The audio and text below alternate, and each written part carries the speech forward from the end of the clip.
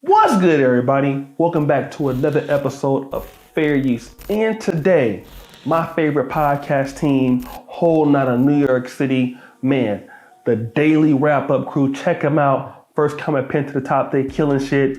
And they have a really good episode. Why Black Americans lack culture. They're talking to 4 girls from Africa that grew up in the States, and this is a hot topic between the African American, the Caribbean, and the African community. But let's get into the video. Yeah. Okay. All right. That's fair. I wanted to bring this up because I do have this conversation a lot with Africans or even just Caribbean people who will often look down on Black Americans. Number one, they will say they lazy, they ghetto. I've heard African parents tell their kids not to date African American men, not to marry them, things of that nature. So I wanted to have this conversation because I want to know, where do y'all think that comes from? Why is that stereotype there with African Americans specifically? I think. Hey, what are some negative stereotypes y'all heard about Black Americans from your parents, from your friends? You literally said it all. Yeah. That's it? I wish you wouldn't have cut her off. Because she said, I think, and he cut her off. I wish you'd let her finish. But let me just tell you this, right? I used to go to Howard University in the early 2000s, and I used to hear the same thing. You know, they used to even get African students, or especially from like Barbados, Trinidad, they would get full scholarships to HU. And they would tell us, like, hey, their parents said, don't associate with y'all, don't get married to y'all. And these are literally students that are studying at HBCUs who are taking the scholarship away from a quote unquote African American. And they're saying that. And this is not just in the Caribbean community, it also happens in the African community. I'm not saying all, but for the most part, we know that most, at my time, African American dude is not gonna be able to marry an Ethiopian chick or a Nigerian American chick. It's never gonna happen unless you are very successful, okay? Like you got a medical degree, you're a high-powered engineer, you're somebody like Tyler Perry. That's the only way. But the average African American brother is typically not gonna be marrying nobody from the Nigerian American community, Ghanaian American community. This is real, right? And we don't want to talk about that shit all the time, but that happens. Let's go. 100%. Yeah. All Like right. my mom would tell me not to marry that. Yeah. She says it all the time. It's just the. Listen, look at all these chicks. All of them look like African American chicks. They even, I hate to say this about, the sisters, but they look like urban chicks. Like you can't even tell if they are people or not, right? I mean, they all are people in the diaspora. But if you was to meet her on the street, you'd think that she is just an African American chick. But at the same time, her family is telling her, don't you bring me home a Black man from the African American community. Let's go.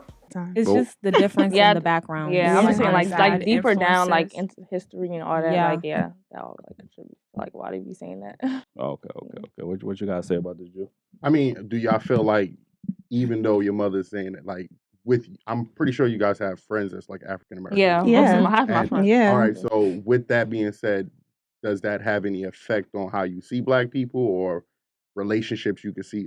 Like you still wouldn't bring a Black dude home. I mean, an African American dude home. Honestly, it depends because Yeah. Mhm. I think all of us, or most of us, were born and raised in America. So Yeah. like they have Yeah. to understand, like Mhm. we grew up with them. Like that's, even though we Yeah. have our culture and our background, we wasn't raised in Africa. Right. Yeah. Like Yeah. all I know is the same stuff that they know as well. Boom. Let me just say this, right? And shout out to a lot of people, because I've been in Uganda like damn near like 18, 19 times. And I've talked to a lot of people that grew up in either the UK or grew up in America. And what I found out is that when you stay in America for so long, you become us. Like look at these chicks behind me, right? All of them look like us. They even talk like us. The same kind of New York African American accent. Same New York City accent. But the family is coming from those values from the home country, first generation Ugandan, and their kids became us, literally. You know what I'm saying? And a lot of times if these chicks went back to their country, they would be getting discriminated against for being Americans. They wouldn't even fit in. Like most of the people that's from Africa that grew up in America that have issues with African Americans, when they go back home, you got an American accent, you're getting overcharged, you're getting taken advantage of. And those people on the home turf, the local Africans, don't consider you to be one of them. They're gonna look at you like they look at us. Let's go. Well, Right. it's just like a little cultured because of our parents. I can understand that. Yeah, that's fair to say. A little cultured. Like, what does that really mean, though? African Americans ain't cultured? Let's go. I mean, I would think African Americans got the most influential culture in the world, to be honest with you, which is the hip hop culture. You know what I mean? Fashion. Yeah. Fashion. Yeah, It's I agree. like if you go anywhere else, Stop. Like, this is what and shout out to the brother, right? Because he is saying something. But African Americans contribute more than just hip hop. All right? Like, Benjamin Banneker, Carter G. Woodson, Dr. Amos Wilson. Look at the historically black colleges and universities that we have. Charles Drew was the first African American to, heart surgery. Like, our style is just not in entertainment and music historically. It's been embedded in American culture. So when people talk about African Americans have culture, it's just not music. Just look at how African Americans do things. I mean, if you even go to church, the way that we do things in the church service is different. The way that we do things as a community in the African American community is different from other black communities. The way that we talk, the way that we, like you can go anywhere in the black world and go to a church service, it's going to be almost the same, depending on what denomination you are. Okay, even if you've never been there. So this kind of whole idea is that black culture is just music and is kind of just entertainment is just not right. You know what I mean? The people who know black African Americans really know that, but I get what he's saying though. else in the world, you're gonna see some kind of American culture in it. Yeah. Mhm. No, Yeah, definitely. So have I find it crazy that people say they don't got no culture. That's what I'm saying. Like, I mean, even the foods that we eat, right? Collard greens, fried chicken, black eyed peas. I mean, culture is everything that you do in your society.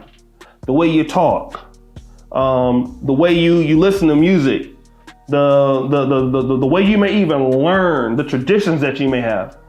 All those things are part of culture, not just you're a rapper.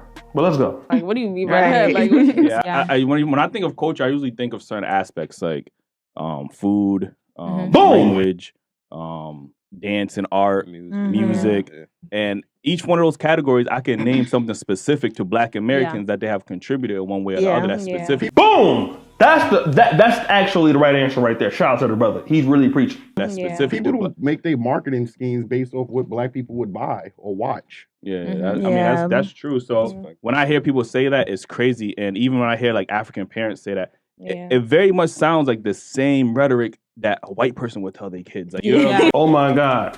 We be the same people complaining about white supremacy, but when it's another black person, you'll go around and tell that, that black person, don't mess with them.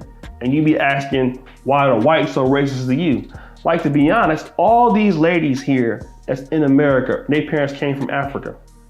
They came to America for a better situation because of corruption or external factors, AKA the white man, all right, doing something in their home country that made them not stable.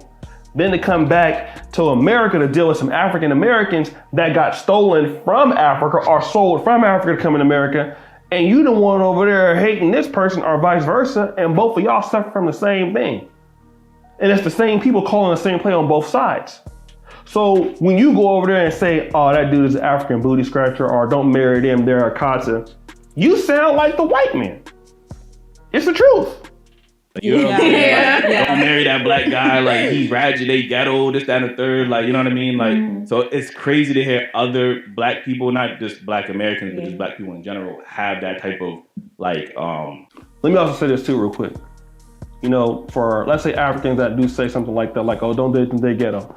Well, you can go to Africa and find people that are also ghetto, that are not doing anything. And you can go to Africa, continent Africa or Nigeria and Ghana and find people who are doing very elite things.